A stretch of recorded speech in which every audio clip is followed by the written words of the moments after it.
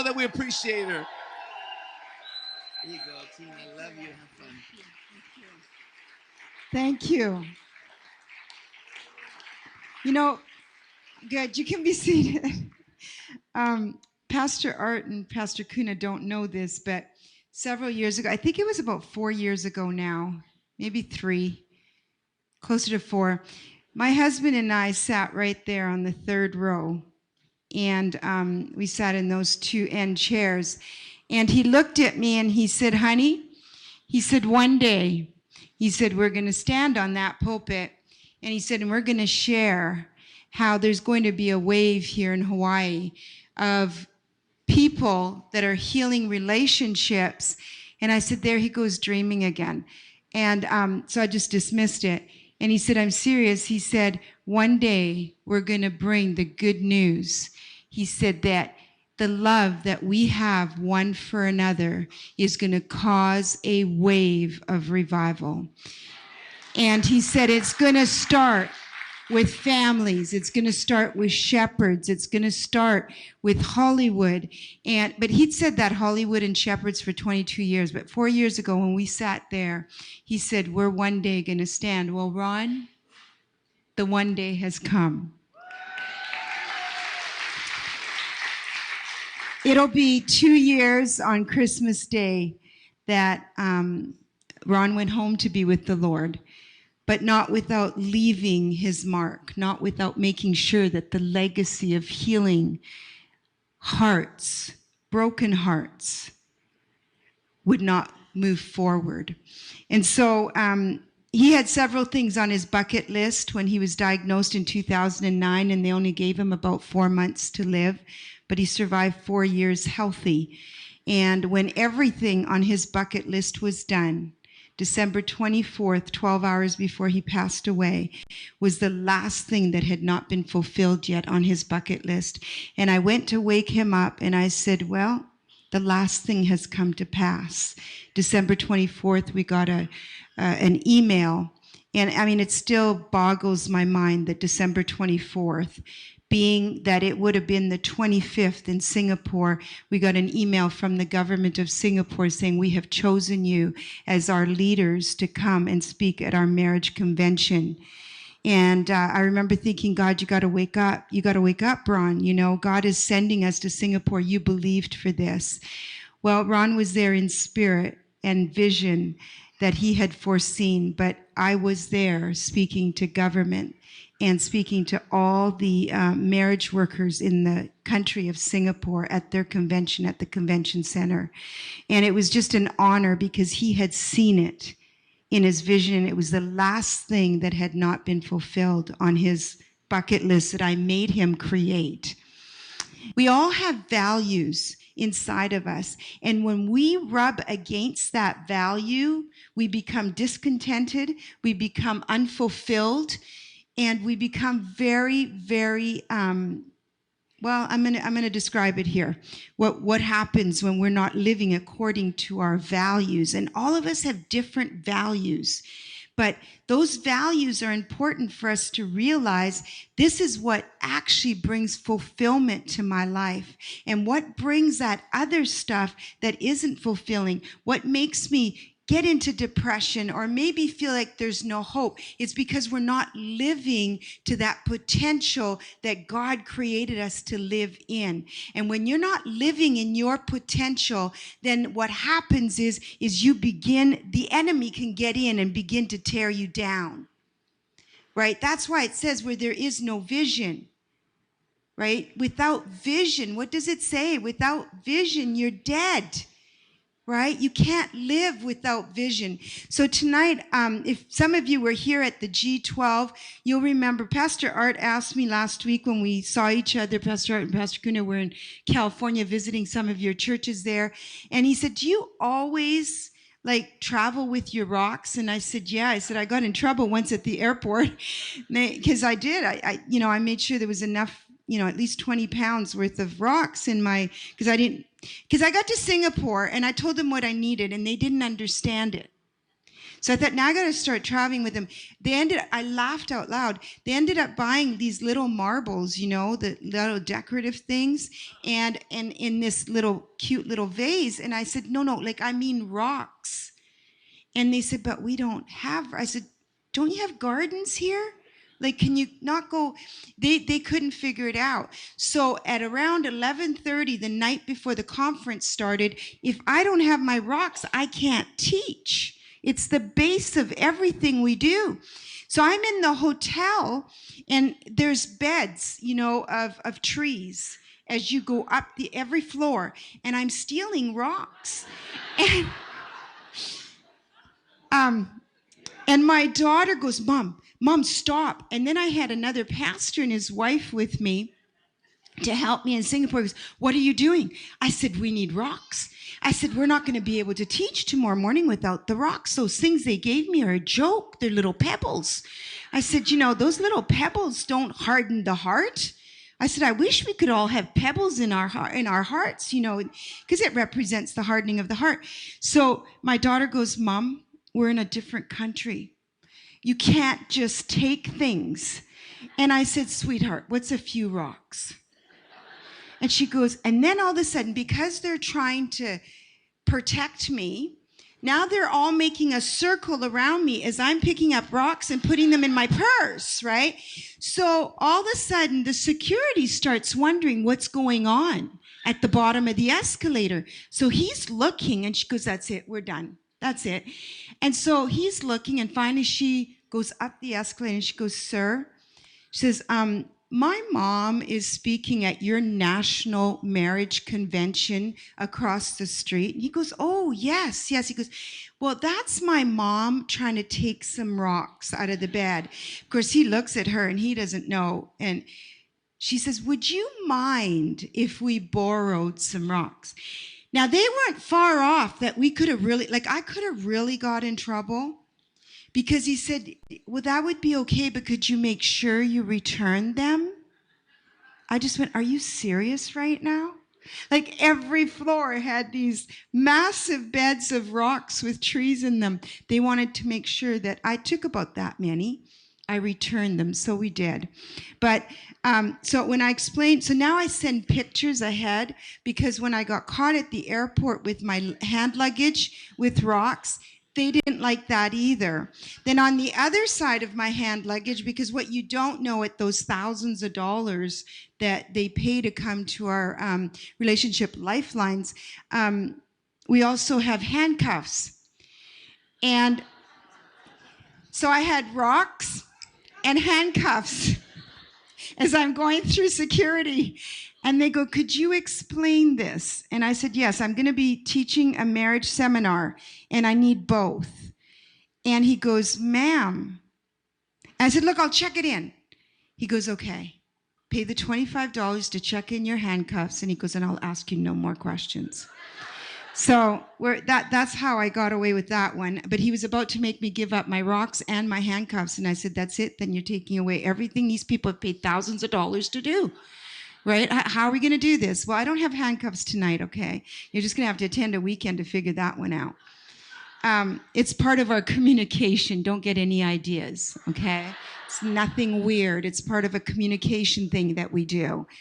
But the rocks really, I want to take you back to when I was here at the G12 conference, because I want to do the next level of what I taught here. But just to refresh you, do I only have 7 minutes? I can't do it in 7 minutes. Oh, that's the real time.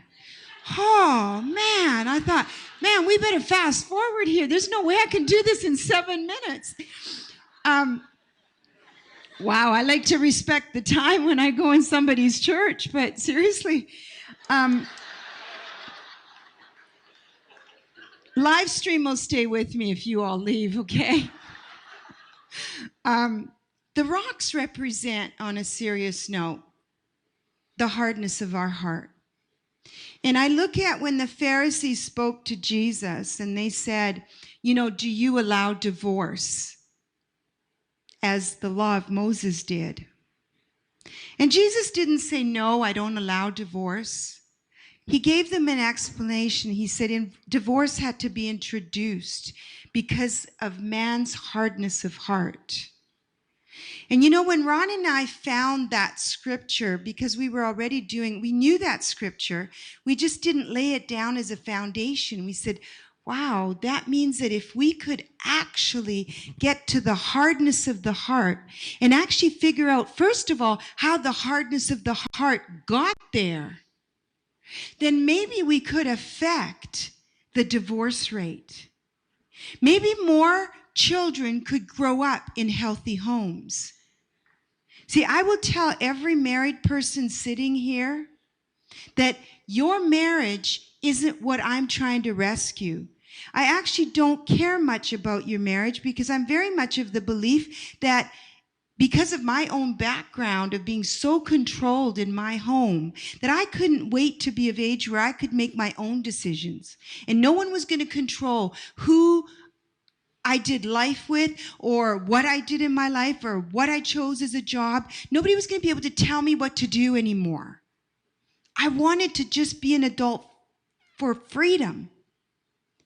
And so for me to say that I should be able to affect you and tell you you shouldn't get a divorce, it's wrong, it's this, it's that, isn't my passion. It might be somebody else's passion. It really isn't mine.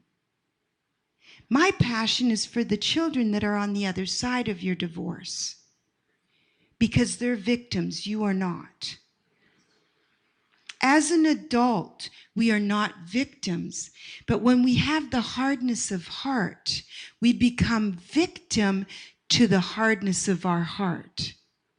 And so if we begin to identify that and start the R3 process, and the R3 process really, the R1 is to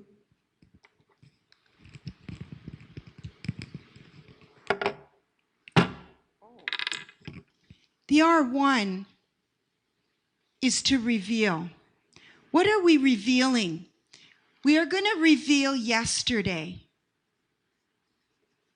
What does that mean? That means that somewhere in life's journey, from as far back as you can remember, you picked up rocks along the way.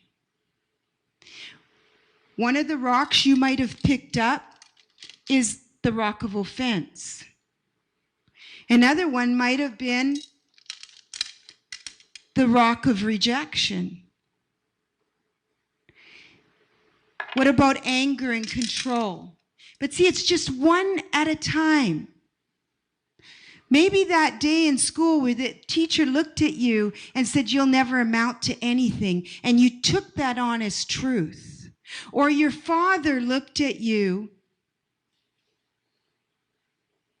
and decided that you were stupid, or told you not even to bother, or laughed at your dream. Who knows what you picked up as a child, as a teenager, as an adult, and you're still picking up, and you place it into your heart, which was not intended to carry this. Do you know that we were not created or wired to carry offenses? We weren't wired to carry resentment. We weren't wired by God, created in His image, to keep in our hearts those hurts, those toxic thoughts. Instead, we were wired in His image, and what would that look like? Well, let's talk about that tonight, because if we go into the R2, we would be talking about rewriting. Can you rewrite your story? I believe you can. See, you can rewrite today. You can reveal yesterday so that you can look at yesterday from a different perspective. So that yesterday doesn't hold you down. So that yesterday doesn't continue to harden your heart. What you focus on grows. So in other words, if you have a rock of anger, that anger grows. If you have a rock of disappointment, you'll continue to be disappointed.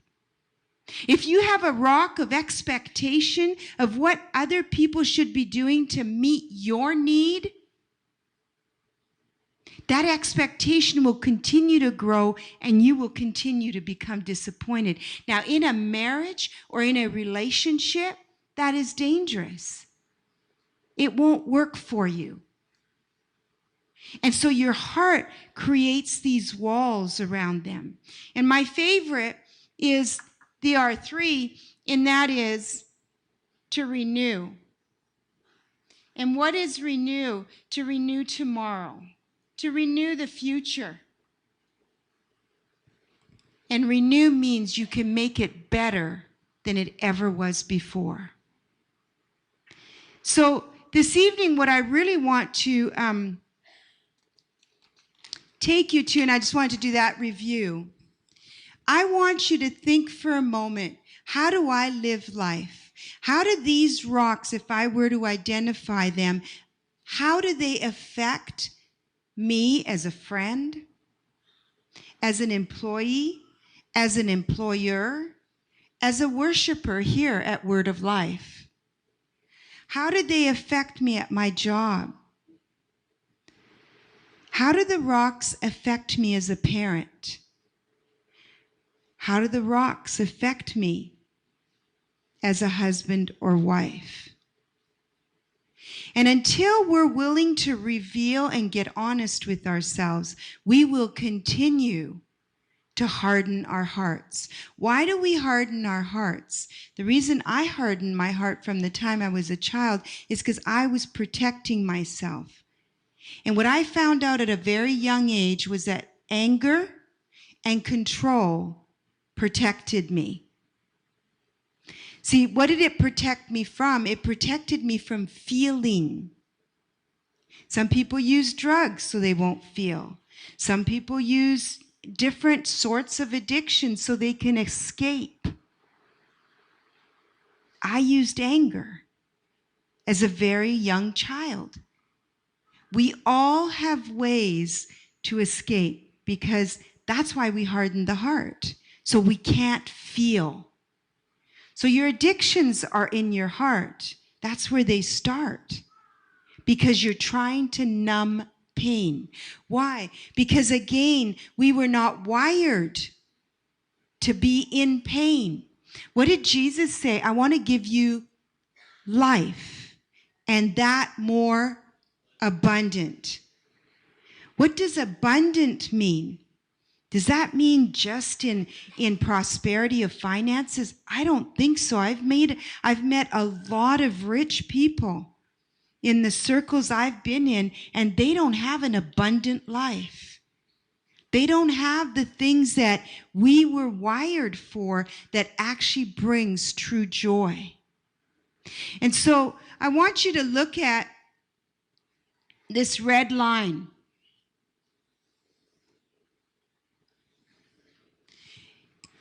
I want to share a little bit about that red line before I go on and tell you what it is, because I want to make sure you hear what I'm saying. Now, Pastor Art, it's really important that you hear this, that if you need to take a picture of that, it's okay, you can. Because if ever you forget that red line, Pastor Art, I will show up in your nightmares. Now, I didn't make that up. I've had a few people that said, Tina, I'm so far below the line that I can't even see it anymore. And they said, and then you showed up, and it wasn't in a dream. So this is what people are telling me. So I'm putting out a warning. This label comes with a warning that if you forget this red line, for some reason, I show up. And I don't look good in nightmares, apparently. This red line is what I call reality. It's what is. You see, you cannot change or heal what you first don't reveal. You can't change an addiction until you reveal it is an addiction. You can't change anger unless you finally admit your anger is causing unhealthy decisions in your life. That's the reality you need to face first, and that's what that red line is. What do I need to reveal so I can rewrite today and renew tomorrow? Well, before you even get to that place, there's two other lines. There's this one and there's this one. The first one is what I call the line of intention. See, Pastor Art mentioned that, when he showed up at the altar and they got married, his intention then, as he shared his vows, as I shared my vows, as many of you shared your vows, do you know I hand out cards at every wedding? Because I hear them saying things like, I promise to never let you down. Especially when they write their own vows. Those are the worst, right? The worst of the worst. At least just let the preacher do the normal vows. And then it's just, But when they start, I promise to be there. I promise to be your friend forever. You have, you complete me. I'm going, oh, dear Jesus, they're not even going to get through the honeymoon before they figure out this is not completion here. It's just the beginning. But their intention is all good. Their intention, when I held my baby,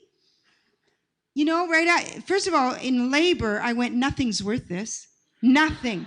They keep telling you that once the baby is born, you will forget this pain. I said, dear God, I will never forget this pain. God, help me never forget this pain. I looked at my husband and I said, I will never forget this pain. And then they put the baby in my arms. I was promising her a life that you can't even imagine. She was the doll I never had. I played house until she was 8. It's not funny. I started rejecting her when she was 8. This is why I do what I do today. Is because suddenly my rock of rejection manifested itself with this 8-year-old little girl that I began to push away. Was that my intention? Are you kidding? I tricked my husband into getting married thinking that he really thought I wanted to get married. I just wanted children. Let's get married because I want children. He says, let's wait a couple years. And I said, then get me a dog. The next day he came home with a dog straight from work. 24 hours later, he had a dog. Well, we waited a few months and then I couldn't wait anymore. I wanted children so bad. That was my intention. Was it ever my intention to reject this baby? No. Was it your intention to get married and then hurt each other?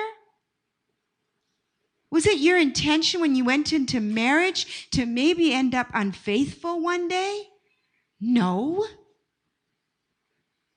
So what happened between your intention and your decision? Because some of you have made decisions of infidelity, of rejecting others, of not parenting the way you know you should. Maybe not showing up at church, not being part of a life group. Why? Why is it that your intention is to walk with God, but your decisions show otherwise? What happened? I'll tell you what happened. There's a road here. This is the road. And because of these rocks that you're stepping on between your intention and your decisions, you're stepping on control, rebellion, offense, disappointment, alcohol, drugs, pornography. You're tripping on them. So by the time you get to the decision of what you know to do, which is right, I think Paul said something about that. You're not alone here. This is not a condemning message. Paul said, why is it that the things I know to do, I don't? He asked himself that. Why? Because he was still dealing with some stuff. I think Paul had some anger issues. I can't be sure, but there's a few things he did, like Barnabas, and then had to call him back. He tried to be apologetic, but it didn't quite come out that way. He just said, Barnabas, it's good for you to come back. Because he recognized something.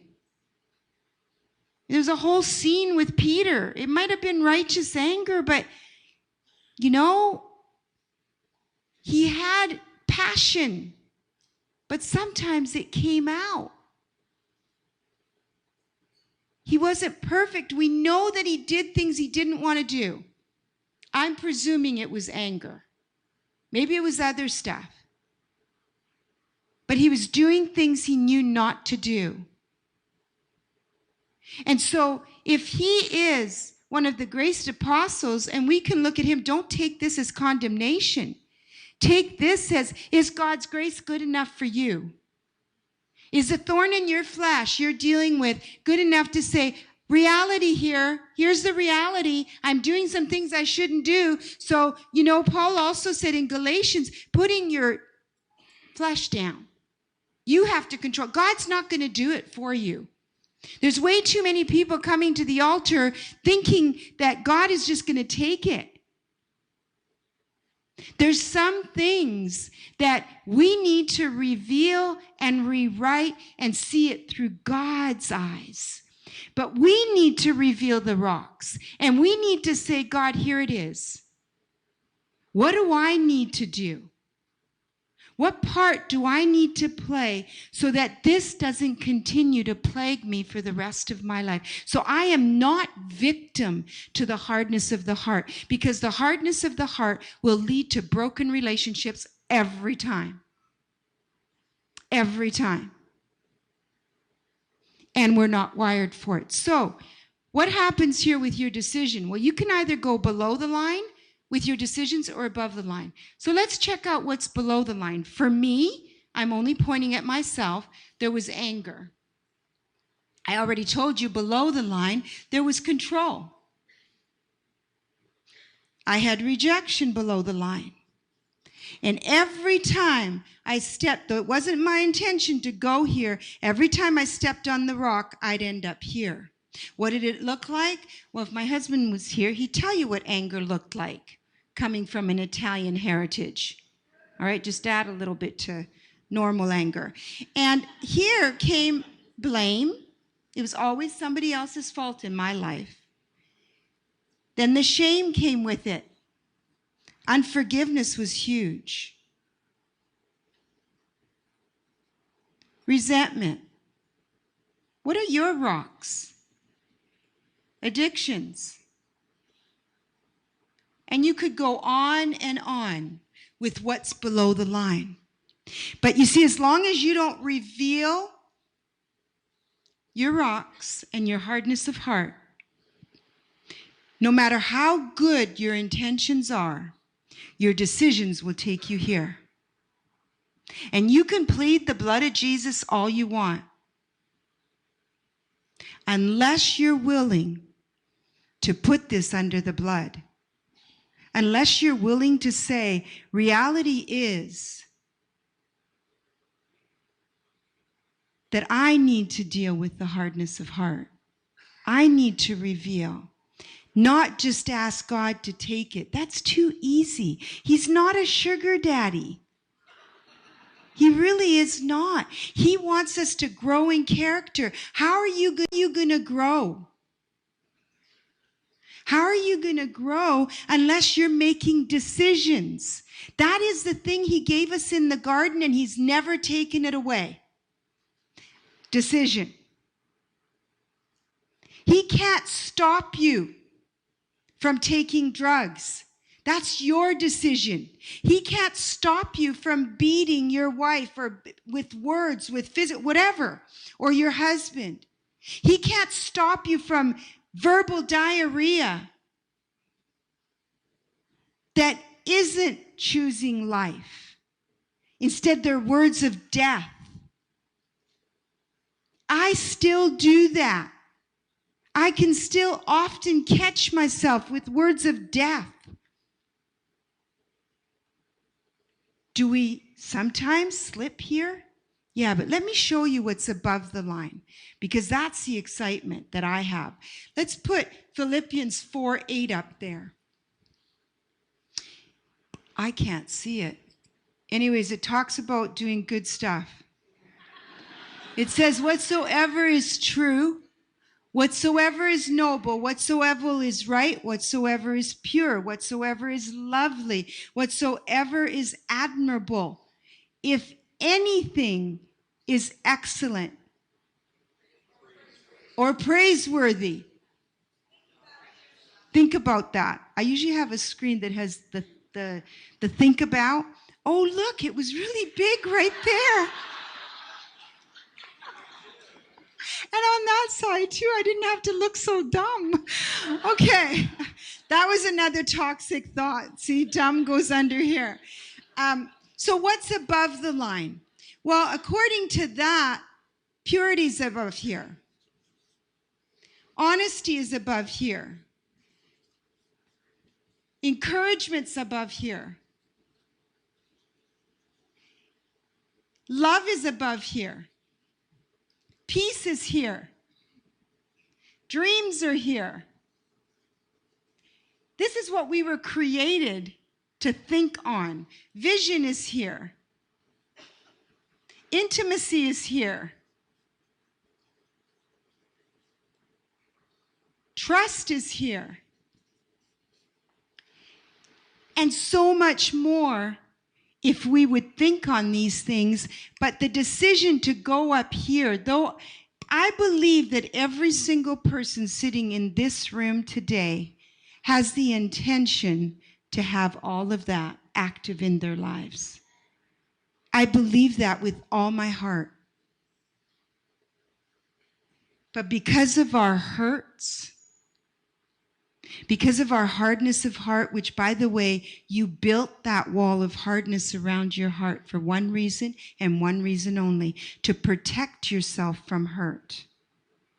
That's why we did it. But when we recognize that this wall of hardness is causing us to not live here, that's abundant life right here. That's abundant life. This is slavery right here. Now let me show you what rules this world here. It's one word, and it's called fear. See, the fear, when somebody told me about, and I didn't put forgiveness up here, which was the biggest one for me. See, because I grew up in the church, I knew about forgiveness. The only thing forgiveness did for me growing up in the church, see, I believed in God's forgiveness. That was easy because it was unmerited. That wasn't a problem, the forgiveness this way. But all it did for me when they would read the scripture that unless you forgive, you can't be forgiven, all it did for me was produce condemnation. Because I didn't know how. And you know how I didn't know how? Because the people I needed to forgive, the people that I really needed to forgive, as many times as I made the decision to forgive them, every time I was in their presence, I'd feel hardness of heart. That can't be forgiveness. So I knew I wasn't doing it. So then I'd go into this vicious circle right here of, again, well, I didn't forgive. I was at the altar. I promised God I would. Before I took the communion, I forgave them. So why is it that when I'm sitting at Sunday dinner, I have all those feelings again? Why is it that I have anger? Why is it that I resent them? Why is it that I want them to be punished? Because I'd not experienced true forgiveness. It was just in my head. But the rocks were there stopping me. Once I experienced forgiveness, and I wish I could do a study on it and find, the scriptures but for me, the scriptures to back it up. So I'm just going to tell you from my experience, forgiveness is the most selfish gift I've ever given myself. There is no spa day that compares with it. There is no cruise in this world that you can go on that compares with it. There is nothing this world can give me from a selfish position that does more than forgiveness did for me that day, that I finally experienced it. And I remember saying, never again will someone put a noose around my neck, no matter what they've done. They will be forgiven. That doesn't necessarily mean that everybody I've forgiven I'm still in relationship with. I'm not talking about boundaries here. Some relationships are toxic. Some friendships shouldn't be there. It's not what I'm talking about. But forgiveness should never be an option, ever. Should never be an option, no matter who it is. And what is all this? What is all this? Because if fear is here, what's the one word here that actually makes this whole world go around? No, love is a decision. Watch this. Can anybody say that word? Compassion. Jesus only healed through compassion. Compassion is your birthright. You don't make a decision to be compassionate. That's inside of you. You were born with it. It can never be taken away from you. No matter what the enemy does, when we ignite compassion, you might lay it dormant for a while. But how I know you all have compassion is because I want you to close your eyes for a minute. And I want you to imagine that you're walking out the back door here or the front door, and there's a car coming speeding by, and there's a mom holding a little girl or a little boy's hand, and that little boy, that little girl is 2-3 years old, and for some reason that little boy sees something across the street and he lets go of his mother's hand and he's ready to jump out there, but you see the car. And you know that unless something happens right now, that little boy's going to get hit. Is there anybody in this room with all good intentions that won't make the decision to step between that boy and that car? You can open your eyes. That's compassion. Let me tell you something about that little boy. You have no idea how he's going to turn out. First of all, you don't owe that little boy anything to risk your life right now. Yet you'll do it. And that is something, that compassion power that they have taken to the prisons, where inmates that were reoffenders all the time, reoffenders, they took them through a compassion power workshop, renewed their mind, and I'm not talking about a Christian thing here. They renewed their mind through compassion and teaching them this, and touched the hardness of their heart. Over 90% of those reoffenders never reoffended again. Because you see, compassion leads us to repentance. Compassion causes you to make the right decision. Well, it starts with compassion for yourself first. Are you compassionate enough for yourself that you're going to say tonight, I don't want to live with the hardness of heart anymore. I want my heart back. The heart that God created in me. So that whatsoever things are of a good report, that's what I'm going to listen to. And if it's a bad report, I'm going to ask God to make something great out of something that was meant for evil. Compassion draws you into that life of abundance. You'll want to wake up in the morning. You'll want to wonder who it is you're going to touch today as you walk the streets. You'll want to get up and say, today I can make a difference, because maybe through my compassion, they're going to see Jesus.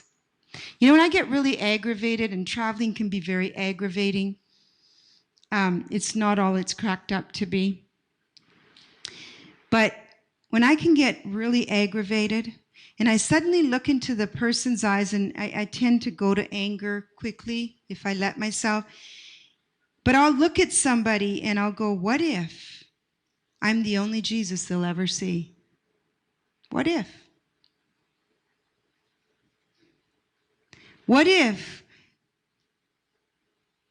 I'm the only forgiveness they'll ever experience? Because nobody else is thought worthy. They were worthy enough to be loved. I just saw your brochure. You're worthy to be loved. But see, as long as we have these rocks in our lives, we'll go here every time. The hardness of heart. And so people ask me, do you actually really live like that, above the line all the time? And you know what I tell them? I tell them this. I said, I do live here, but I slip down here. See, in the past, this was my address. This is where I lived. I lived below the line. And I would visit above the line when awesome worship like tonight was just so awesome. And I'd show up on the weekends at church, and it would give me a couple days, and by Tuesday I'd be right back down below the line. And then I'd have to rush to, Wednesday might give me an extra day. But it wasn't my address. This was default right here. Now, this is my address. I visit here. Where do you live 80% of the time? Here or here? Do you live in Galatians 5 with all the plagues of the flesh where you're a slave to it? Or do you live in freedom and get to enjoy relationships? Tonight, I just want to end with asking you a question. Is facing your reality worth this? If you've tasted this, you know it's worth it. But let's stop tasting. Let's taste this once in a while because we're human. But let's live in abundance right here. I believe that the church has the answer to living above the line. Right now in North America, they said that loneliness, this was a study done, and I will send it to Pastor because I didn't bring it with me, but it was a study done that loneliness is killing more people in America than cancer. And yet, if we had love one for another, what kind of revival would there be out there? You know why loneliness is an epidemic right now? Because we no longer connect. So much stuff can be done all by yourself. People isolate. If the church would give, as I know you do here, community, you couldn't have enough services for the number of people that would be drawn in. They're looking for community.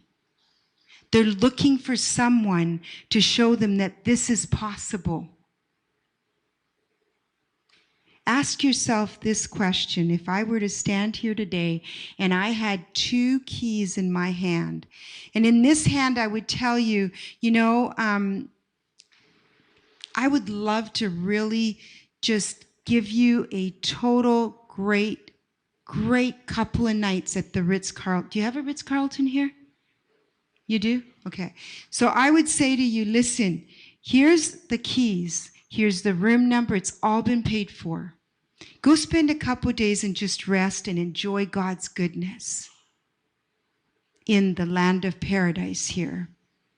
And I said, but you know, if you're not comfortable going to the Ritz, I also have another set of keys, and it's Motel 6. Now, neither one of them is going to cost you. And by the way, Motel 6 does have a bed. It has a shower. Okay? It has everything you need to get a great rest and a good night's sleep. The Ritz-Carlton has the exact same thing. Who wants to go to the Motel 6? Remember, it's free, right? Both are free. That's what you're choosing every day. If you don't take care of the rocks, you're choosing Motel 6 when you could actually be living at the Ritz-Carlton. Does that make sense? Did I give you a good visual there? Did I give you a good visual? Because every day your intention is to be at the Ritz-Carlton. Every day that's your intention. But somewhere between your intention and your decision, you end up at the Motel 6. It's your decision. That's why you're not a victim. There's ways of dealing with the rocks in our lives. I'm going to show you something, especially about marriage. Do we have a waltz? Did somebody get my message that I want a waltz? Like a dance waltz music? Who do I look at? Is there somebody up there? Oh, hi, I see waving hands. Do you have a waltz? I can't hear you. Could you find one? Like, could you just play some music? It just can't be happy music. Like, it can't be loud. Like, it can't be, you know, super fast or anything. Can we do anything? Okay, good. All right. So, and I need, Branson, would you mind coming up and just grabbing this because it's really heavy? And Pastor Art and Pastor Kuna would like you guys to come up. And I think we'll do it down here. Can everybody see if I'm down here? Can they see on live stream if we're down here? Yes? Because if we're not, we can go up here. We're good right here. Okay, did we find any music yet? Can you spread that right in this area right here? Yeah, just dump them. Just dump. Okay, now just spread them out.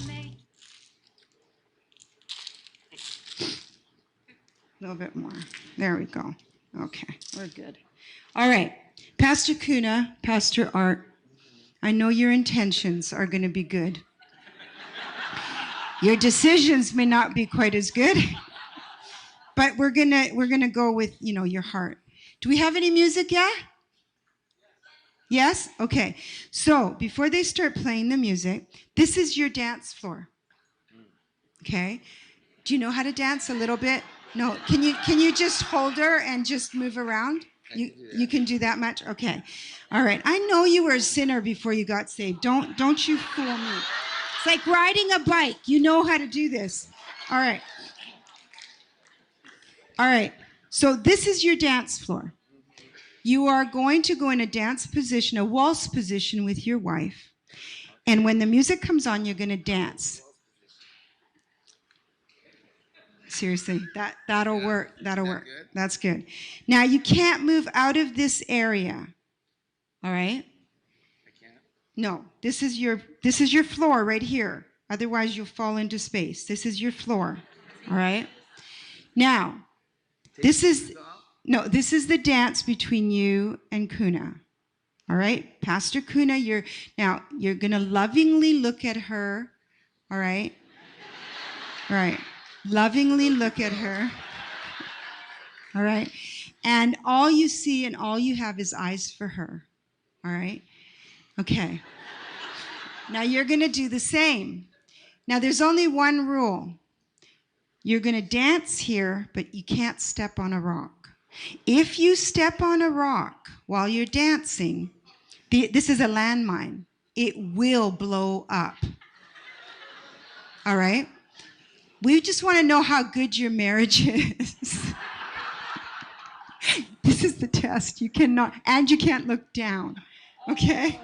You're looking at her, right? You're looking at her. All right, come here, right in the middle here. No, you gotta dance, like you know. Okay. All right, let's give him some music. Just this is all about love. Okay. I'm not feeling it. All right, go. Start dancing. You're waltzing.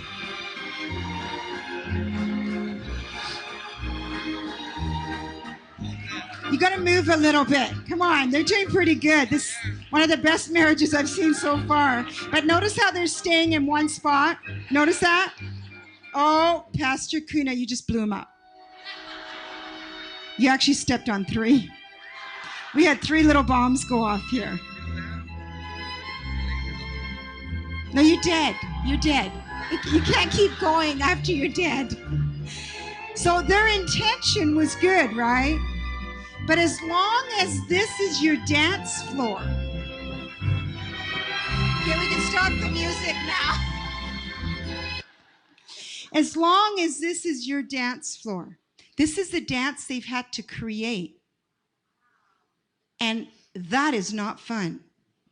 Notice how he wasn't looking at her. He was just trying to, walking on eggshells. Like, what is she going to go off? Am I going to go off? Right? And they're moving on one spot. They're not growing because they're so scared of any kind of explosion. Do you see that?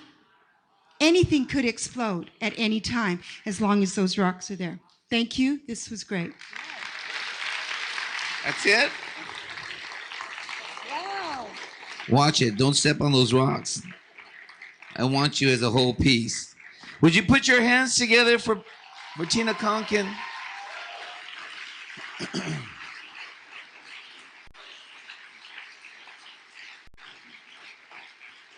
Wow, that was powerful. And wow, I'm serious. It's super powerful.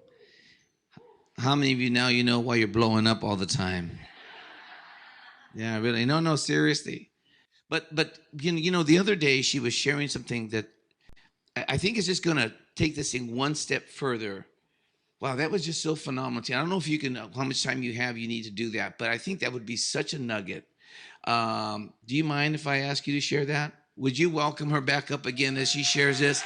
And then at the end when she's done, I'm going to pray for our offering. Thanks, Emma. Thank you for doing that. I shared with Pastor Art a story that is not dishonoring to my husband because he asked me never to stop sharing it. But there was infidelity in our marriage. And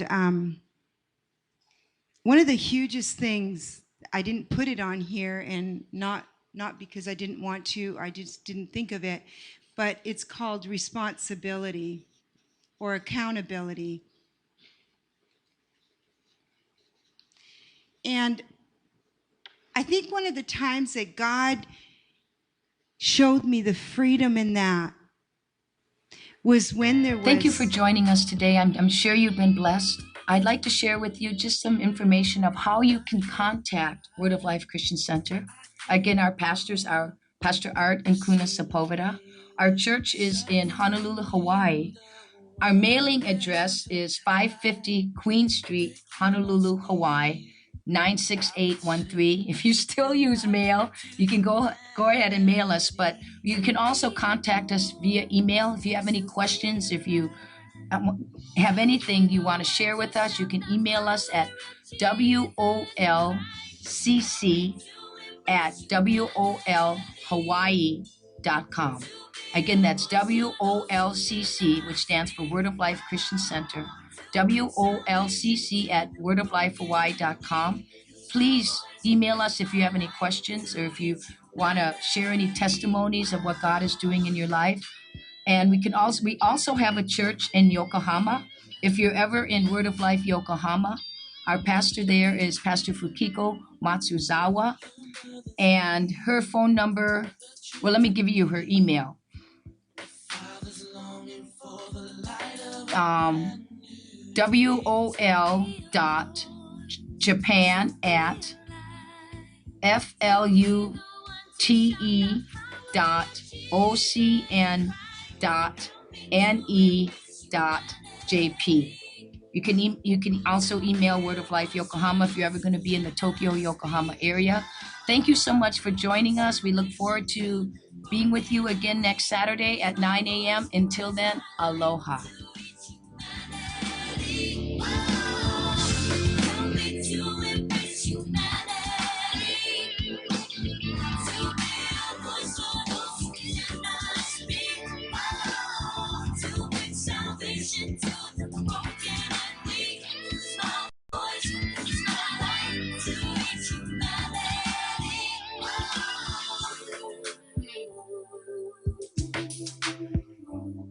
I wanna reach humanity for you.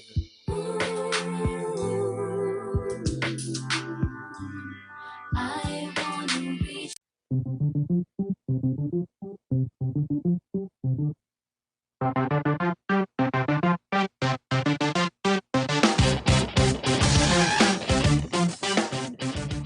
Aloha and welcome to our Word of Life radio program here in wonderful Okinawa, Japan.